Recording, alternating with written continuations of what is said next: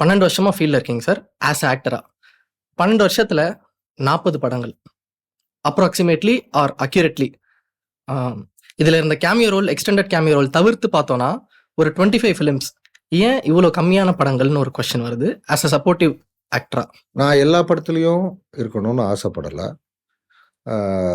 365 நாளும் வருஷத்தில் ஒர்க் பண்ணிட்டு இருக்கணும்னு விரும்பலை. ஓகே.